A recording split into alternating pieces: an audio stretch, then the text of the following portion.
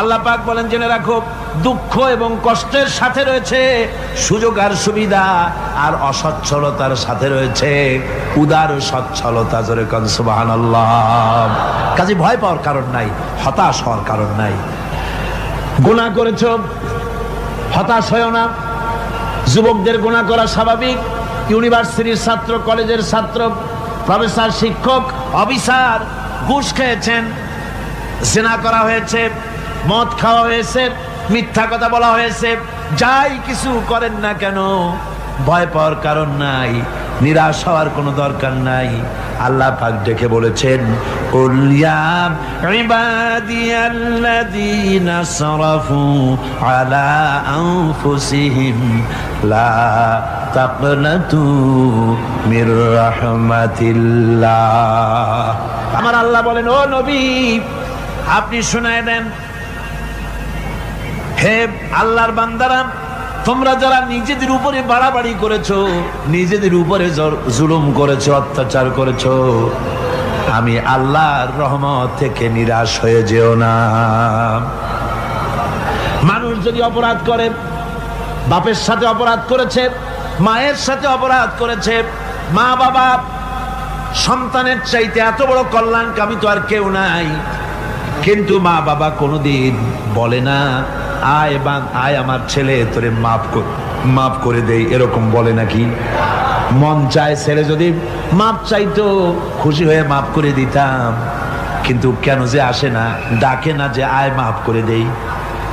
মা বাপ আপনাকে এত ভালোবাসে, সেই মা বাপও আপনাকে বলে না যে আয় মাফ করে দেই। আমার আল্লাহ হচ্ছেন এমন আল্লাহ, আল্লাহ রাব্বুল আলামিন ডাকেন, এ বান্দা খুন করেছিস ফিরে আয়, জিনা করেছিস ফিরে আয়, হত্যা করেছিস ফিরে আয়, চুরি করেছিস ফিরে আয়, কুফরি করেছিস ফিরে আয়, সুদ খেয়েছিস, ঘুষ খেয়েছিস, মদ খেয়েছিস ফিরে আয়, এসে আমার দরবারে চোখের পানি ফেল, আমার দরবারে কাঁদাকাটি কর। ইন্নাল্লাহা ইয়াগফিরুয যুনুবা জামিআ ইন্নাহু হুয়াল গফুরুর রহিম। আমার দরবারে চোখের পানি ফেলে কান, আমি রব্বুল আলামিন জিন্দেগীর গুনাহ মাফ করে দেব। সুবহানাল্লাহ কোন, সুবহানাল্লাহ কোন। আমার কাছে কান, চোখের পানি ফেল। আল্লাহ রাব্বুল আলামিনের কাছে বান্দার দুইটা ফোঁটা বেশি প্রিয়। একটা হলো জিহাদের ময়দানে যে রক্ত ফোঁটা দেওয়া হয়, এটা আল্লাহর কাছে প্রিয়। আর আল্লাহর ভয়তে গুনার জন্য লজ্জা করে, অনুশোচনা করে বান্দা যখন চোখের পানি ছেড়ে দেয়, আল্লাহর কাছে এটা অত্যন্ত প্রিয়। নবীজি বলেছেন, বান্দা যখন গুনার ভয়তে, আল্লাহর ভয়তে, জাহান্নামের ভয়তে অনুশোচনা করে যখন চোখ দিয়া পানি ছেড়ে দেয়, ওই চোখের পানি নাকের অর্ধেক আসতে না আসতে আল্লাহ রাব্বুল আলামিন বান্দারে মাফ করে দেয়। আল্লাহ বরদাস্ত করতে পারেন না যে বান্দা কান্দু। আমার ভাইরা, আল্লাহ রহমত, এই পৃথিবীতে আল্লাহর রহমতকে 100 ভাগ করা হয়েছে। আল্লাহ রহমতের কত ভাগ? এই 100 ভাগের 1 ভাগ সারা পৃথিবীতে ছড়াই দেওয়া হয়েছে। আর 99 ভাগ কার কাছে? আল্লাহর কাছে। এজন্য আল্লাহ রাব্বুল আলামিন বলেছেন, নাব্বি ইবাদি আন্নি আনাল গফুরুর রহিম। আমার নবী সুসংবাদ দিয়ে দাও, বান্দাদেরকে শোনায় দাও যে আমি আল্লাহ তাআলা ক্ষমাশীল আর দয়াবান।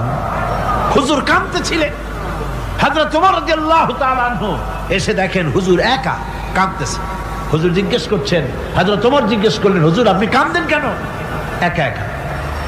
হযরত ওমর বলেন, আমি যখন প্রশ্ন করলাম, নবীজি বললেন, আমার কাছে কিছু আগে জিবরাইল এসেছিলেন।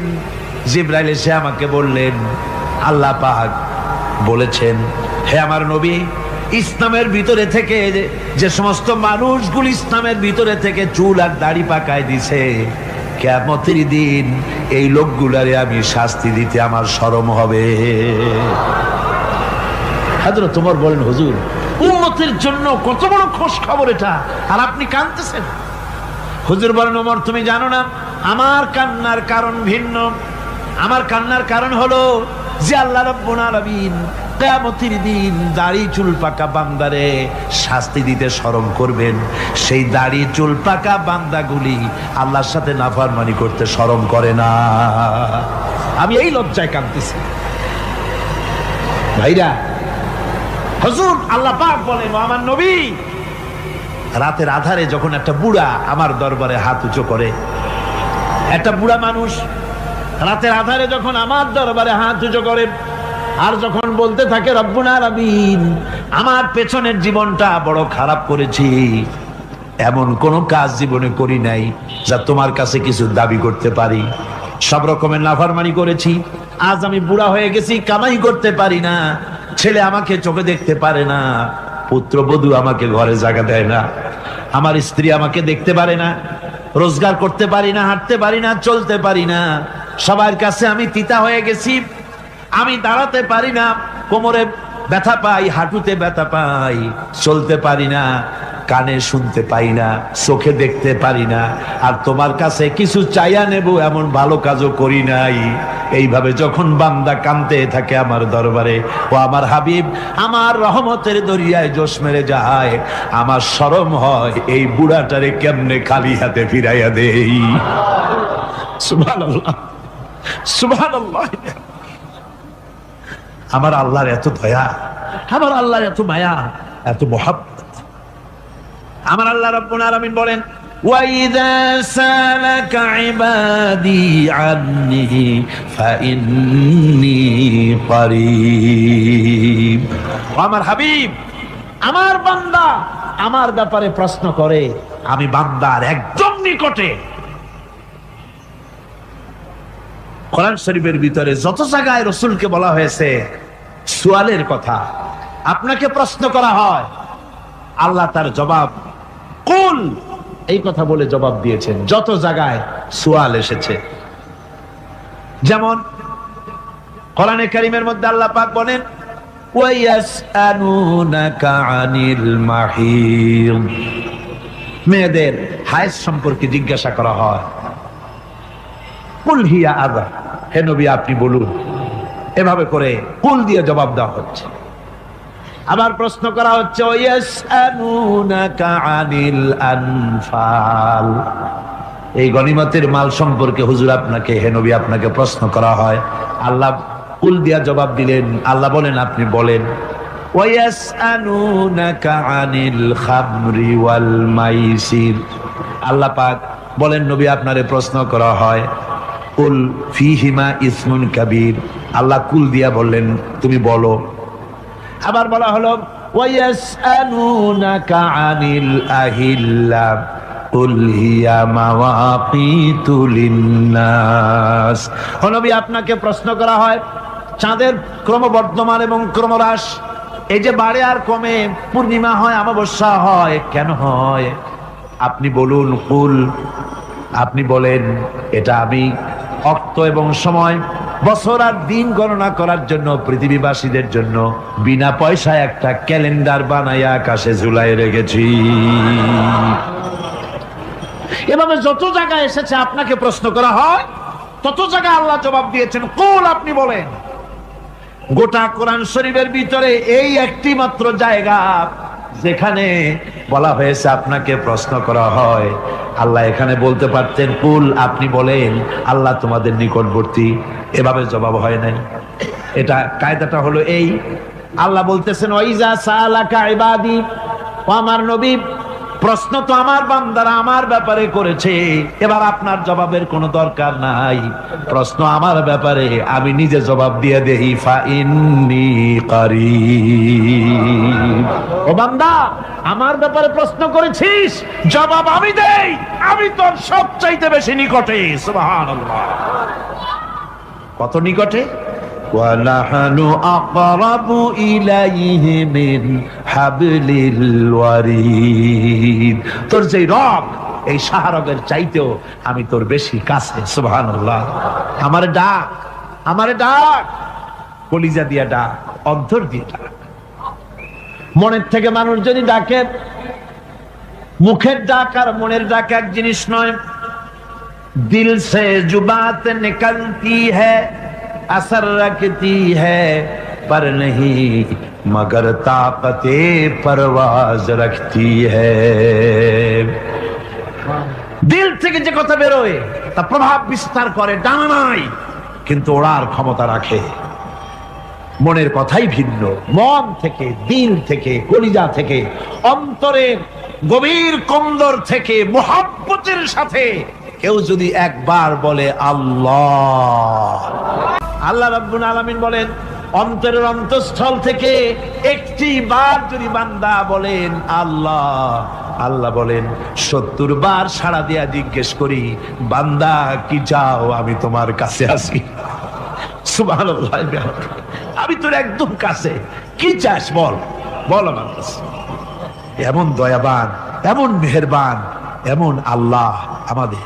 সে আল্লাহ রাব্বুল আলামিন তিনি বলছেন وقال ربكم ادعوني استجب لكم, তোমাদের রব বলেছেন আমারে ডাকো, আমি আল্লাহ ডাকের সাড়া দিয়া দেব। সুবহানাল্লাহ। কারে ডাকতে হবে? কারে ডাকতে হবে?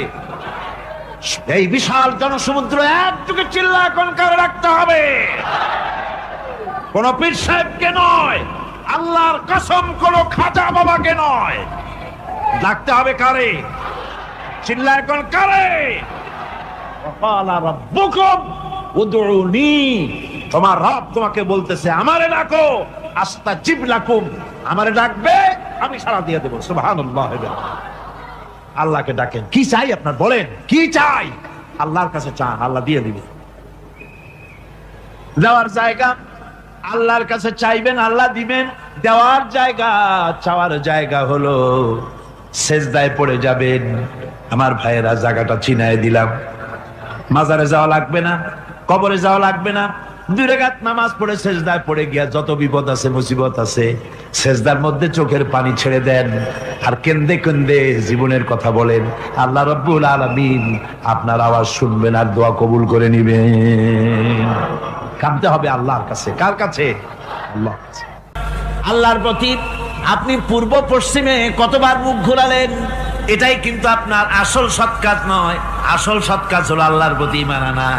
এই ঈমানের ব্যাপারে 3টা দিন আমরা পার করে দিলাম, এখনো কথা শেষ হয় নাই। আল্লাহর প্রতি ঈমান আনলে পরে যে উপকারটা হবে 5ম নম্বরে, সেটা হলো কঠোর এবং কঠিন বিপদের ভিতরে বান্দার ভিতরে অবিচলতা এবং ধৈর্যের সৃষ্টি হয়ে যাবে। আলহামদুলিল্লাহ। কঠিন বিপদ মুসিবত আসলে পরে সে অবিচল থাকবে। সারা দুনিয়ার বিপদ আপদ, শত্রুতা, দুঃখ, কষ্ট, মুসিবত, জুলুম, নির্যাতন সবকিছু পাহাড়ের মতো উঁচু হয়ে তাকে ঘিরে ফেলবে, কিন্তু তাকে এক চুলও নাড়াতে পারবে না। কবি বলতেছেন সাথে জাকা রহা হ্যায় আজল সে তা ইমরোজ, সাথে জাকা রহা হ্যায় अजल से ता इमरोज, चरागे मुस्तफावी से शरारे बुलहबीस। সে আবহমান কাল থেকে শুরু করে মুস্তাফা সাল্লাল্লাহু আলাইহি ওয়াসাল্লামের দীপ শিখার সাথে আবু জাহেল, আবু লাহাবের অগ্নিস্ফুলিঙ্গের টক্কর লেগেই আছে। রাসূলুল্লাহ আল্লাহর দেওয়া এই বিধান, এই দ্বীনের বাতিটা টিম টিম করে চলেছে। আর গর্কি, টর্নেডো, হাজার হাজার মাইল বেগে হ্যারিকেন এসেছে, গর্কি এসেছে, টর্নেডো এসেছে, টাইফুন এসেছে, কিন্তু এই আলো নিবাইতে পারে নাই। সুবহানাল্লাহ। এই আলো নিবাতে পারে নাই। এই শত্রুতা চিরকালের, নিবাতে পারবে না। কারণ হচ্ছে আল্লাহ রাব্বুল আলামিন বলেছেন ইউরিদুনা লিইউতফিউ নূরাল্লাহি বিআফওয়াহিহিম ওয়াল্লাহু মুতিম্মু নূরিহি ওয়ালাউ কারিহাল কাফিরুন। ওরা চায় মুখের ফু দিয়ে আমার আলোকে নিভিয়ে দেবে, কিন্তু আমি আমার আলোকে পূর্ণতা দান করব। তাতে কাফের বেঈমানদের কলজায় যত জ্বালা যন্ত্রণা হোক, আমার দিন কেউ মিটাই দিতে পারবে না। সুবহানাল্লাহ। সুতরাং বিপদে অবিচলতা আসবে, সে অটল হবে, মজবুত হবে। কোরআনে কারীম বলতেছে ওয়া কাযালিকা জাআলনা লিকুল্লি নাবিয়্যিন আদুওয়াম মিনাল মুজরিমিন। এই পৃথিবীতে এমনি করে আমি সকল নবীদের শত্রু বানিয়েছি, সব পাপিষ্ঠ অপরাধীদেরকে। নবীদের সাথে বিরোধিতা করেছে কারা? পাপিষ্ঠরা, অপরাধীরা। মানুষ অত্যাচারিত হয়েছে, সাহাবায়ে কেরাম অত্যাচারিত হয়েছেন। বুখারী শরীফের হাদিসে এসেছে রাসূল করিম সাল্লাল্লাহু আলাইহি ওয়াসাল্লামের কাছে হযরতে খাব্বাব গিয়ে উপস্থিত হয়েছিলেন। হযরতে খাব্বাব বলেন, হাদিসটা এভাবে লেখা হয়েছে বুখারীতে, ওয়ান খাব্বাব বিন আরিদ রাদিয়াল্লাহু তাআলা আনহু قال شكونا إلى رسول الله صلى الله عليه وسلم وهو متوسد بردة له في ظل الكعبة। রাসূলুল্লাহর কাছে গেলাম, কাবা শরীফের কাছে গিয়া দেখি নবীজি একটা চাদর গায়ে দিয়ে তিনি আরাম ফরমাচ্ছিলেন কাবা শরীফের ছায়ায়। সেখানে গিয়ে বললাম, আলা তাস্তানসিরু লানা আলা তাদউ লানা ইয়া রাসূলুল্লাহ, হে আল্লাহর রাসূল, আপনি কি আমাদের জন্য আল্লাহর কাছে দোয়া চাইবেন না? আপনি কি আল্লাহর কাছে আমাদের জন্য সাহায্য চাইবেন না? আমাদের লোকগুলিকে, মুসলমানগুলিকে মারতে মারতে তো শেষ করে ফেলে দিল। তারা আমাদের সুমাইয়াকে মারলো, আমাদের খাব্বাবকে উটের সাথে পায়ের দড়ি লাগায় টানলো, আমাদের খোবায়েবকে তারা আগুনের উপরে চিৎ করে শোয়ায় রাখলো, না খায় রাখতেছে, মারতেছে, কষ্টে তো শেষ হয়ে গেলাম। হুজুর, আপনি কি আমাদের জন্য দোয়া করবেন না? হাদিস শরীফে এসেছে নবীজি উঠে বসলেন সোজা হয়ে। নবীজি বলেন, ও আমার সাহাবী, ও খাব্বাব, শোনো, তোমাদের আগে এই পৃথিবীতে যারা দ্বীনের দাওয়াত দিতে এসেছিলেন তাদেরকে সমকালীন রাষ্ট্রশক্তি, সমাজ শক্তি তাদেরকে ধরতো। ফায়ুখাজুর রাজুলো, তাদেরকে তারা ধরতো। ফায়ুহফারু লাহু ফিল আরদ, আর তার জন্য জমিনের ভিতরে কবর বানাইতো। ওই কবর ফায়ুজালু ফিহা, ওই কবরের ভিতরে তাকে কোমর পর্যন্ত গেড়ে দিত। সুম্মা ইউতা বিল মানশার, এরপরে করাত আনতো। ফায়ুদাউ আলা রাসিহি, এরপরে ওই করাত তার মাথার উপরে রাখতো। ফায়ুজালু নিসফাইন, এরপরে করাত দিয়া চিরে জীবিত মানুষটারে দ্বিখণ্ডিত করে ফেলে দিত। মা ইয়াসুদ্দুহু যালিকা আন দীনিহি। ও আমার খাব্বাব, এত কষ্ট দেওয়ার পরেও সেই যুগের কোন মুসলমানকে, দ্বীনের দায়ীদেরকে আল্লাহর দ্বীন থেকে এক চুলো তারা সরাই দিতে পারে নাই, এক চুলো সরাতে পারে নাই। ওয়াল্লাহি, ও খাব্বাব, আমি আমার আল্লাহর নামে কসম করে বলছি, লা ইউতাম্মান্নাল্লাহু হাযাল আমরা হাত্তা ইয়াসিরা আর-রাকিবু মিন সানা ইলা হাযরামাউত। আমি কসম করে বলি, আল্লাহ রাব্বুল আলামিনের এই সানা থেকে হাজারামাউত পর্যন্ত লোকেরা যাতায়াত করবে, সুন্দরী রমণীরা গমন করবে, সদাগরেরা যাতায়াত করবে, টাকা নিয়া পয়সা নিয়া যাতায়াত করবে। তাদের মনের মধ্যে লুটের ভয়, টাকার ভয়, চুরির ভয়, ডাকাতির ভয়, জেনার ভয়, হত্যার ভয়, ধর্ষণের ভয়, কোনো ভয় থাকবে না। লা ইয়াখাফু ইল্লাল্লাহ, আল্লাহ ছাড়া কোনো ভয় থাকবে না। এমন একটা সমাজ, এমন একটা সময় আসবে। ওয়ালাকিন্নাকুম তাস্তাজিলুন, অথচ খুব তাড়াহুড়ো তোমরা করতেছো। তাড়াহুড়ো করো না, সময় আসবে ইনশাআল্লাহ। আমার ভাইয়েরা, আমার বন্ধুগণ, কঠিন বিপদে অবিচলতা এবং ধৈর্যের দৃষ্টান্ত রেখে গেছেন আম্বিয়া আলাইহিমুস সালাম। সুবহানাল্লাহ। কঠিন বিপদে অবিচলতা, দৃঢ়তা, ধৈর্য কারে বলে, তার দৃষ্টান্ত কারা রেখেছেন? আম্বিয়া আলাইহিমুস সালাম। ওনারাই আমাদের আদর্শ, নবীরাই আদর্শ। সাহাবায়ে কেরাম রিদওয়ানুল্লাহ তাআলা আলাইহিম আজমাইন আমাদের আদর্শ। ভাইরা আমার, মুসা আলাইহিস সালামকে ফেরাউন যখন ঘিরে ফেলে দিল, কোরআনের সব কথা গল্প গুজবার ইতিহাসের জন্য লেখা হয় নাই। কোরআনের মধ্যে যা লেখা হয়েছে সব বান্দাদের উপদেশের জন্য, যাতে করে লোকেরা চিরটা কাল এর থেকে উপদেশ নেওয়া নিজেদের তৈরি করতে পারে। জোরে বলেন সুবহানাল্লাহ। মুসা আলাইহিস সালামের কথা আল্লাহ বলেন, ফেরাউন তাকে ঘিরে ফেলে দিল, পালাবার রাস্তা নাই। ফালাম্মা ترى الجمعان قال أصحاب موسى إنا لمدركون। মুসা আলাইহিস সালামের উম্মতেরা বললেন, হে মুসা, পাকড়াও হয়ে গেছি, পালাবার রাস্তা নাই। তিন দিক থেকে আমাদেরকে ঘেরাও করেছে ফেরাউনের শক্তি। সামনে কি দরিয়া, আর তিন দিকে কি ঘেরাও আন্দোলন। পালাবার পথ নাই, পালাবার পথ নাই, সারাশি আক্রমণ, ঘেরাও আন্দোলন।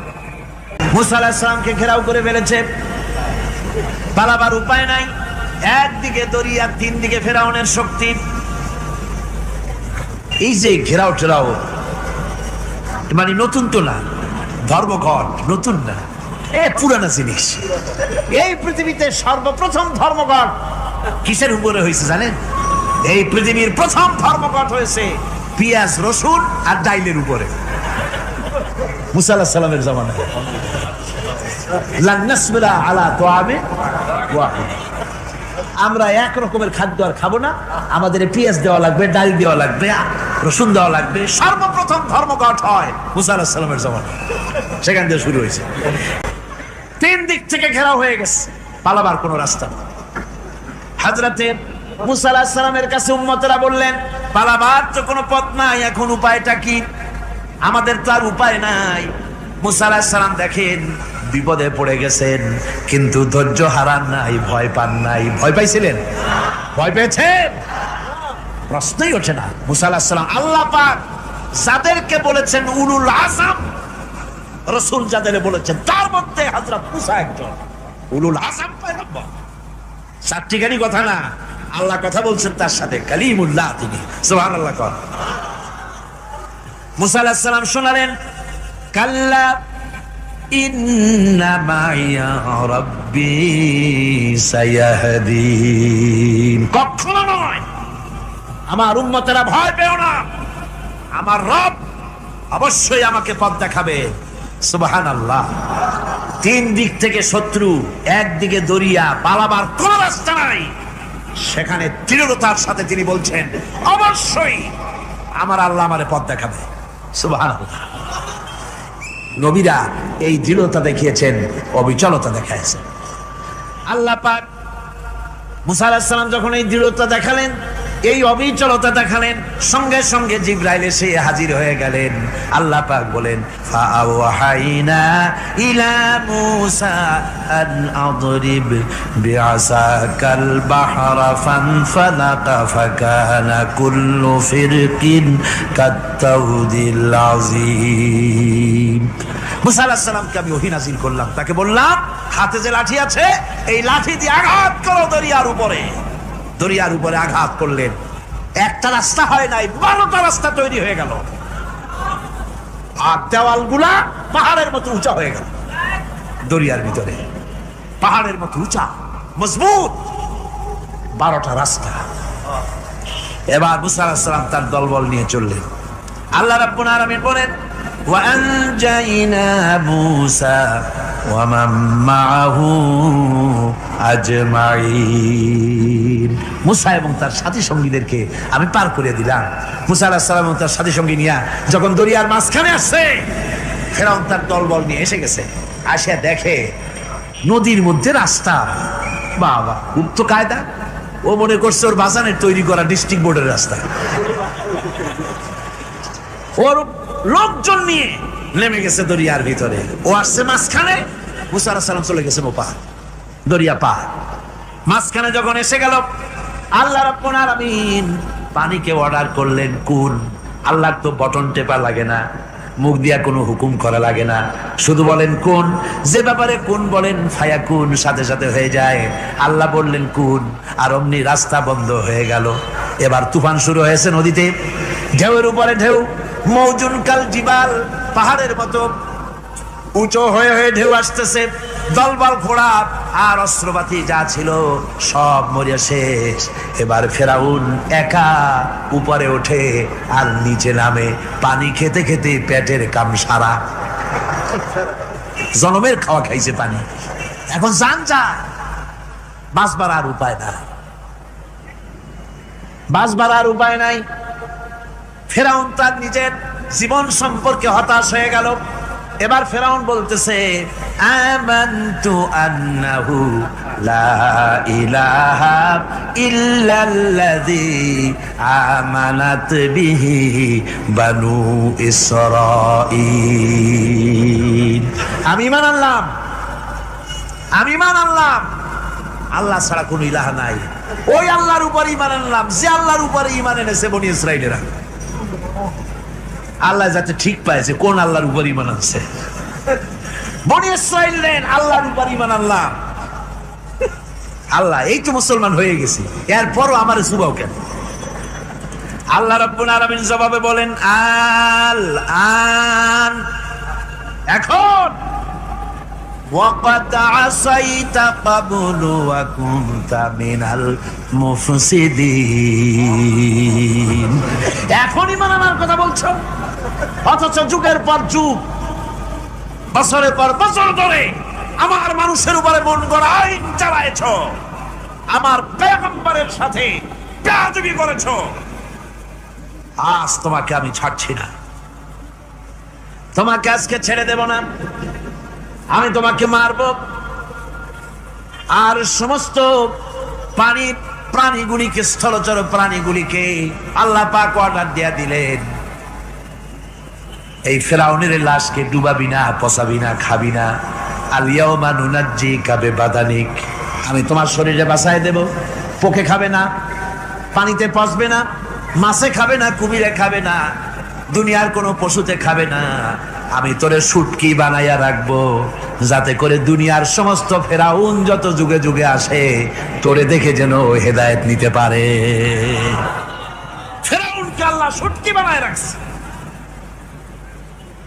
আমি ফেরাউনদের লাশ দেখেছি ব্রিটিশ মিউজিয়ামে। ফেরাউন তো একটা না, অনেকগুলা। আসলটারে অবশ্য দেখিনি। ব্রিটিশ মিউজিয়ামে ওই ফেরাউনগুলার লাশ যখন অসুবিধা হয়, মমিগুলি, তখন ইংল্যান্ডে নিয়ে যায় চিকিৎসা করাবার জন্য। চোখ টোক আছে গর্তের ভিতরে, তারপরে চামড়া টামড়া হাড়ের সাথে মিশানো, ওইভাবে চেহারা দেখলে মনে হয় যে সত্যি ফেরাউনিগুলা। আর ব্রিটিশের কাম, মিশর থেকে নামছে এমন কোন জিনিস নাই। তারা ময়ূর সিংহাসনের, শাহজাহানের ময়ূর সিংহাসনের ময়ূরের বাম চোখে কোহিনূর মণি লাগাইছিলেন। শাহজাহান ময়ূরের ডান চোখে কোহিনূর মণি লাগায় নাই। কোহিনূর মণির অনেক দাম, আমি দেখে এসেছি মণি। এখন সেটা কুইন এলিজাবেথের মুকুটের শোভা পাচ্ছে। সেই মণি এমনি বলে প্রবাদে 7 রাজার ধন 1 মাণিক্য, বলেন এরকম অনেক দাম। শাহজাহান দেখালেন আমি মুসলমান, আমার কাছে এটার দাম নাই, এই জন্য ময়ূরের ডান চোখে লাগালাম না, বাম চোখে লাগাই দিলাম। এইটারে চুরি করছে। টিপু সুলতানের তরবারিটা পর্যন্ত চুরি করেছে। আজ পর্যন্ত ব্রিটিশ মিউজিয়ামে টিপু সুলতানের তরবারিটা আছে, আমি তরবারিটা দেখে এসেছি। আমার বন্ধুগণ, বলতেছিলাম যে পৃথিবীতে আল্লাহ রাব্বুল আলামিন নবীরা তাদের চরিত্র দিয়ে বিপদের মোকাবেলা করে, দুনিয়ার সামনে কঠিন বিপদের মোকাবেলা করে অবিচলতা, দৃঢ়তা দেখায় গেছেন যে কেমন করে এই পৃথিবীতে বিপদের সামনে মোকাবেলা করতে হয়। ধৈর্য ধরতে হবে, বিপদ আসবে পাহাড় সমান হয়ে, আপনাকে ধৈর্য ধারণ করতে হবে সেভাবে বুক বেঁধে। যেহেতু এটা যদি বিশ্বাস হয় যে আমার কিসমতে যা আছে তার থেকে বেশি কিছু হবে না, তাহলেই আপনার ধৈর্য আসবে, ভয় পাবেন না। কথা ঠিক কিনা কর? এবারে হযরত হুদ আলাইহিস সালাম সম্পর্কে আল্লাহ রাব্বুল আলামিন বলেন, হযরতে হুদকে যখন ষড়যন্ত্র হলো, কাফির বেঈমানেরা তাকে মেরে ফেলার জন্য যখন সরকারি ষড়যন্ত্রে লিপ্ত হয়ে গেল, হযরতে হুদ সমাজের এই চ্যালেঞ্জের মোকাবেলা করলেন। হযরত হুদ বলেন, ফাকিদুনি জামিআন সুম্মা লা তুনজিরুন ইন্নী তাওয়াক্কালতু আলাল্লাহি রাব্বি ওয়া রাব্বিকুম। আমি, তোমরা তোমাদের ষড়যন্ত্র আমার বিরুদ্ধে যত পারো আমার বিরুদ্ধে ষড়যন্ত্র চালাও, এতটুকুন আমার অবকাশ দিও না। আমি এমন আল্লাহর উপরে ভরসা করেছি যার হাতের ভিতরে তোমাদেরও জান আর আমারও জান। যা পারো তাই করো। সরকার, সমস্ত শক্তি একত্রিত হয়ে আমার মোকাবেলা করো। একদিকে হুদ আলাইহিস সালাম, আর একদিকে গোটা জাতি। হযরত হুদ ভয় পায় নাই। সুবহানাল্লাহ কোন। ঈমান বিল্লাহ মানুষের কলিজাকে এভাবে শক্ত করে দেয়। কোন আলহামদুলিল্লাহ। এবারে এই বিপদের, কঠিন বিপদের মোকাবেলা করে আমার রাসূল যে প্রমাণ দিয়া গেলেন, আমার রাসূল যে কঠিন বিপদের মোকাবেলা করলেন, ভাইরা আমার, হিজরতের রাতে সওর পাহাড়ের ভিতরে যখন তিনি আশ্রয় নিলেন, হযরতে আবু বকরের সাথে ছিলেন। হযরতে আবু বকর রাদিয়াল্লাহু তাআলা আনহু বলেন, হুজুর আপনি দাঁড়ান, এটা তো পাহাড়িয়া গুহা, গুহার ভিতরে সাপ থাকতে পারে, বিচ্ছু থাকতে পারে, আমি আগে ঢুকি, বিপদ যদি হয় আমার উপর থেকে হয়ে যাক। গুহার ভিতরে নেমে গুহা সাফ করলেন। এরপরে হুজুরকে ডাকলেন, হুজুর তাশরীফ নিলেন গুহার ভিতরে। এরপরে হুজুর বললেন, আবু বকর, পাহাড়ে হেঁটে হেঁটে 2-3টা পাহাড় পাড়ি দিয়া যাওয়া লাগে সৌর পাহাড়ে। মদিনার সোজা রাস্তা হুজুর ধরেন নাই, মেসফালার পথ দিয়া, জাবালে খেদোয়ার উপর দিয়া 3টা পাহাড় পাড়ি দিয়া তারপরে হুজুর গেলেন সৌর পাহাড়ে। গুহার ভিতরে হুজুর তাশরীফ নিলেন। বললেন, আবু বকর তুমি বসো, তোমার উরুর উপরে মাথা রেখে আমি একটু আরাম করি। হযরতে আবু বকর বসলেন, হুজুর তার উরুর উপরে মাথা রেখে ঘুমায় গেলেন। আর এরপরে কাফির বেঈমানেরা তালাশ করতে করতে কাফেররা এসে গেল পায়ের চিহ্ন দেখে দেখে গর্তের কাছে। হযরত আবু বকর ভয়তে কেঁদে ফেললেন, আরে আর তো উপায় নাই, এবার তো ধরা পড়ে গেছি, এবার নবীজিকে মেরে ফেলে দেবে। নবীর মহব্বতে, নিজের মহব্বতে নয়, নবীর মহব্বতে কাঁদতেছিলেন। হুজুর বলেন, হুজুরের ঘুম ভেঙে গেল। বলো, আবু বকর কাঁদো কেন? ছেলের কথা, মেয়ের কথা, বিবির কথা, বাড়ির কথা মনে পড়লো নাকি? হযরত আবু বকর বলেন, ইয়া রাসূলুল্লাহ, আল্লাহর কসম করে বলি, যেদিন ঈমান এনেছি এই কলিজার ভিতরে মা বাপ, স্ত্রী, পুত্র, পরিজন, এমনকি আমার নিজের জীবনের চাইতে আপনারে বেশি ভালোবাসি। তা কাঁদো কেন? কাঁদো কেন?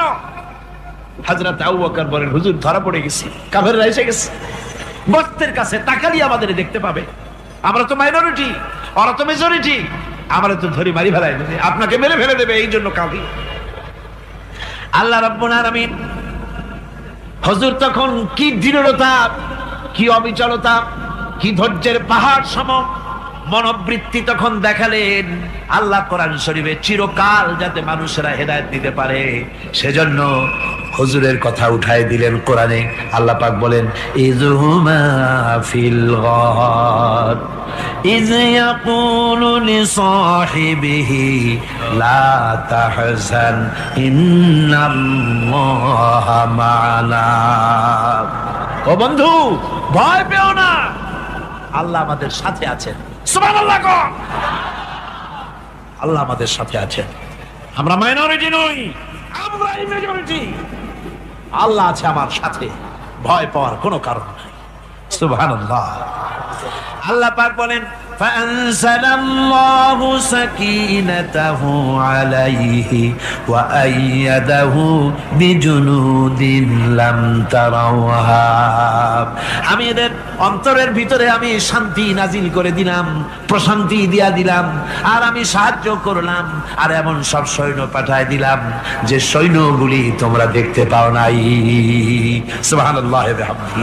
ভাইরা আমার, রাসূল করিম সাল্লাল্লাহু আলাইহি সাল্লাম এই বিপদের মাঝে, চরম বিপদের মাঝে অবিচলতা, দৃঢ়তা, কঠিন আত্মনির্ভরতা দেখিয়েছেন। এগুলি হলো ঈমানের 5 নম্বরের উপকারিতা। আল্লাহর প্রতি ঈমান আনলে এভাবে পাহাড় সম ঈমান মজবুত হয়ে যায়।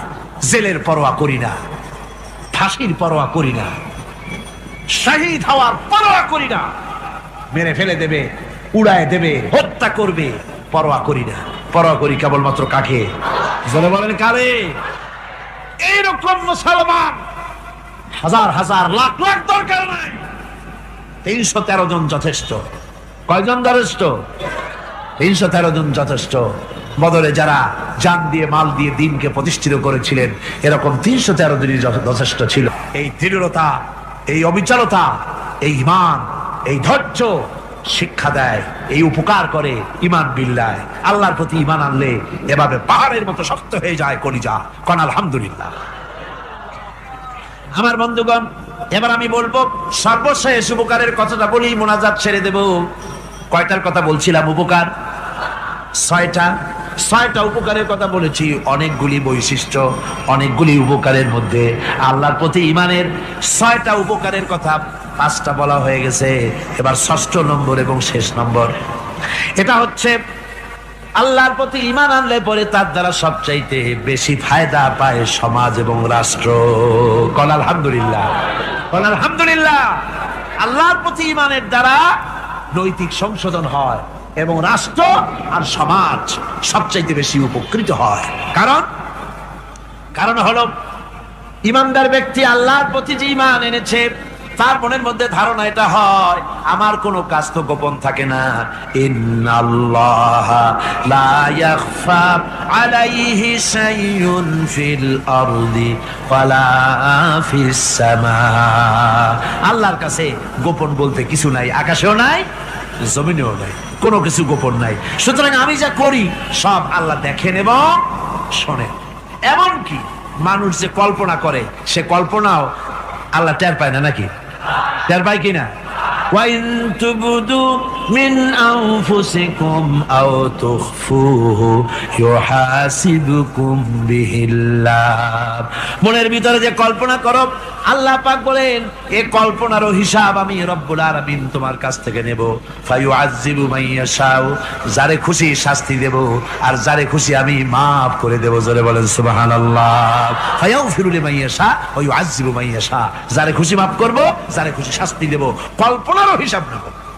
এই কথা মুমিনের যদি জানা থাকে তাহলে আর তার কোনো চিন্তা থাকে না, তার নৈতিক চরিত্র ভালো হয়ে যায়। কোন সুবহানাল্লাহ। আমার বন্ধুগণ, ঈমানদার লোক আল্লাহর প্রতি ঈমান আসলে পরে সমাজ উপকৃত হয়, রাষ্ট্র উপকৃত হয়ে যায়। যেহেতু বান্দা জানে আমি দায়িত্বহীন কোনো কথা বলতে পারবো না, দায়িত্বহীন কোনো কাজ করতে পারবো না। আল্লাহ পাক বলেছেন মা ইয়ালফিযু মিন কাউলিন ইল্লা লাদাইহি রাকীবুন আতীদ। বান্দা এমন কোনো কথা বলে না যে কথা আমার ফেরেশতারা রেকর্ড করে না রাখে। কাজী মুমিন ব্যক্তি আল্লাহর ভয়তে দায়িত্বহীন কথা বলবে না। নির্বাচন আসতে পরে রাস্তা সোনা দিয়ে বান্ধায় দেব, এই করব সেই করব, না খাইয়া কেউ মরবেন না। আসে না নির্বাচনের সময় সেরাগালি বদনারা মঞ্চে দাঁড়িয়ে কত বড় বক্তৃতা করে, ভাইয়ের আমার, বোনের আমার, এবার আমার বোতল মার্কা বাক্স, আপনারা আমাকে ভোট দিয়ে দেশ এবং জাতির আরেকবার 12:30 বাজাইবার সুযোগ দিন।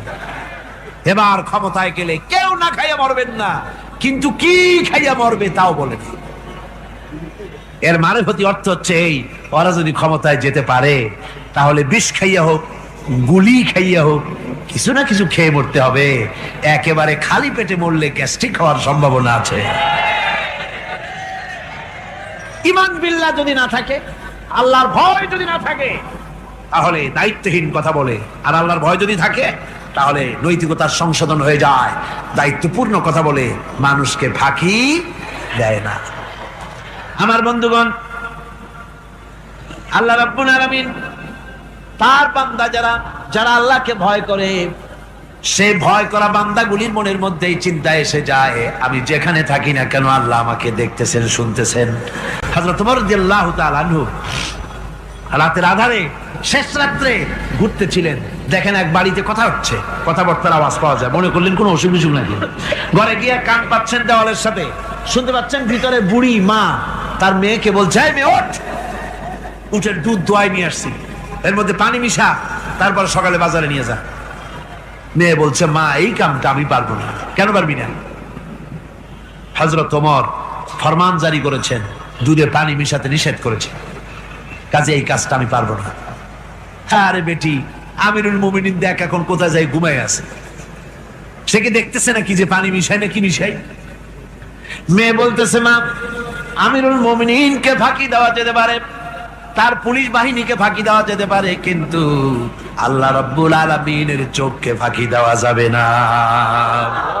হযরত ওমর এই কথা শুনে বাড়ি চলে গেলেন আর নিজের ছেলেকে ডেকে বললেন, ছেলে আমার, অমুক জায়গায় একটা বাড়ি আছে, আর সেখানে একটা যুবতী মেয়ে আছে, ওই মেয়েটার বিয়ে হয়েছে কিনা শোনো, যদি বিবাহ না হয়ে থাকে তুমি তোমার নিজের বিয়ের প্রস্তাব দাও।